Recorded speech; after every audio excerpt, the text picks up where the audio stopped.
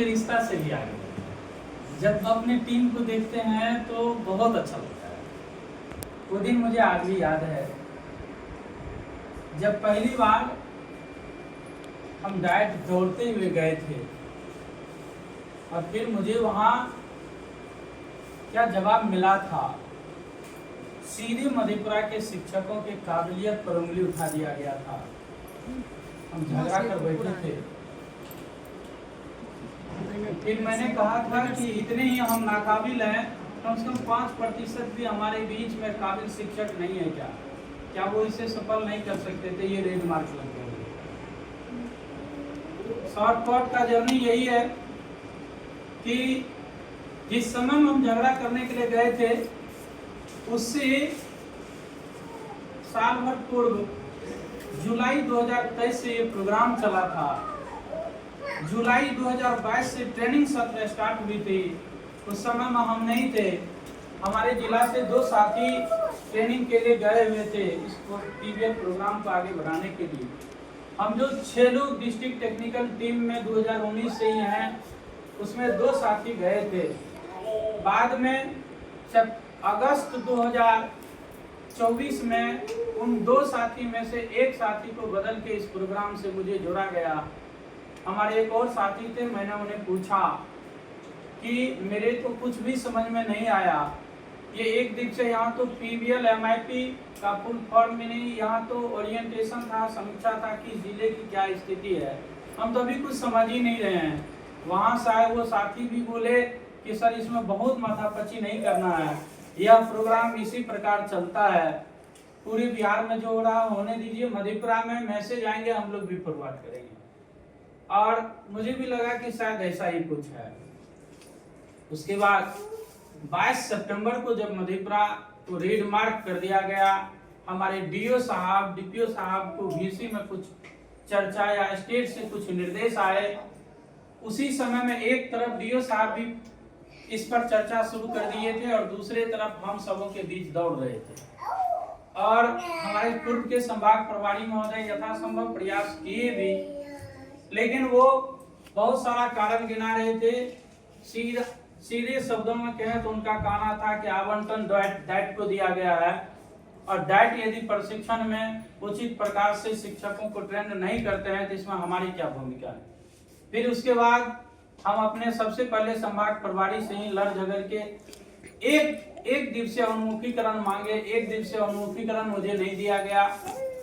हमसे शर्त करवाया गया कि 1.5 घंटा देंगे, हम ना चाय देंगे ना नाश्ता देंगे। मैंने कहा कि मधेपुरा के शिक्षक इतने तो कम से कम अपने काम के प्रति समर्पित हैं, इतने ईमानदार है, वो आपसे चाय नाश्ता कुछ भी नहीं मांगेंगे, मुझे 1.5 घंटा दे दिया जाए। 1.5 घंटा हम भीख मांग के लिए थे और उछल तो गए थे, दौड़ तो गए थे, लेकिन मेरे पास एक भी सर्टिफिकेट नहीं था, पीवीएल का कुछ भी अनुभव नहीं था। तो सौभाग्य से सेल्फ एस्टीम ट्रेनिंग में प्रेमलता जी मिली थी।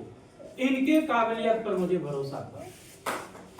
प्रेमलता जी के साथ और कुछ शिक्षक अभी इस हॉल में उपस्थित हैं।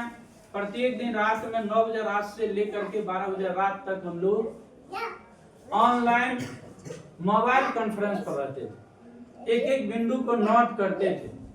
फिर उसके बाद समझे, क्योंकि स्टेट से जो वीडियो या कुछ आता था वह उतना क्लैरिफाइड नहीं होता था। फिर उसके बाद 1 दिवसीय उन्मुखीकरण चलाए जिसमें प्रेमलता जी, भालचंद्र जी, विजय सर, दिलीप सर, ये सारे सीनियर लोग जो हैं साथ देने का तो काम किए ही। और जिस प्रखंड में गए वहीं पर किस प्रखंड का हम नाम लें और इस प्रकार से शुरुआत तो किए। नंबर 1 भी चले गए। 7 से हमारा प्रशिक्षण शुरू हुआ और 14 तारीख में बिहार के सेकंड रैंकर हो गए। 7 अक्टूबर से 14 अक्टूबर के लिए 18 अक्टूबर को बिहार के नंबर 1 रैंकर हो गए। लेकिन उसके बाद 28 तक हम नंबर 1 पर ही रहे और 30 अक्टूबर को एकाएक मुझे 3rd रैंकर बना दिया जाता है बिहार में। उस समय के संभाग प्रभारी महोदय से हम आग्रह किए, विनती किए, सर ये अच्छी बात नहीं है, हम लगातार नंबर 1 पर थे, आज मधेपुरा को जबरदस्ती पीछे किया जा रहा है, बहुत ज्यादा सपोर्ट नहीं मिला। उल्टे जो है हमारे टीम पर ही आरोप मढ़ दिया गया। स्थिति ये हुई कि पीवीएल छोड़ के हम लोग जाने लगे थे। हम आग्रह कर लिए थे, अपने सीनियर साथियों से हाथ जोड़ लिए थे कि अब हम लोग पीवीएल से बाहर चले जाएंगे। प्रेमलता मैम को मैंने कहा कि मेरे साथ में आप लोग क्यों सजा का भागीदार होंगे, छोड़ दीजिए। प्रेमलता मैम उसी समय में हार गई, बोली ये कायरों का काम होता है मैदान छोड़ करके भागना। संजय सर आप मैदान छोड़ करके भाग रहे हैं। मैंने कहा विकल्प भी कुछ नहीं है। फिर वहां से संजोग से उसी समय में हमारे संभाग प्रभारी बदल गए, सुशील सर हमारे संभाग प्रभारी बन गए। और सुशील सर सबसे पहले मुझे कहा कि मैं इस जिला के तमाम शिक्षा अधिकारियों का सम्मान करता हूं, लेकिन याद रखिएगा संजय जी, मुझे भी कुछ अनुभव है, मैं बड़ा भाई के रोल में आपके साथ रहूंगा। यदि आप लोगों के ऊपर कोई कार्रवाई होती है, ऐसा यदि आपको आभास हो रहा है, तो पहले मेरे ऊपर कार्रवाई होती है। और आप छोड़ दीजिए जिले के अन्य अधिकारियों की क्या राय है, हम आपको साथ देंगे। वहीं से हमारे संभाग प्रभारी सुशील सर हाथ पकड़े और सीधे डीपीओ सर के चैम्बर में मुझे लेके चले गए। और यहीं से हम लोग सपना देखना शुरू किए। मैंने कहा कि बचपन में हम एक गीत सुने थे, एर्नाकुलम जी उठेगा देश के हर गांव में। हम समझ नहीं पाए थे ये एर्नाकुलम क्या है। बाद में जब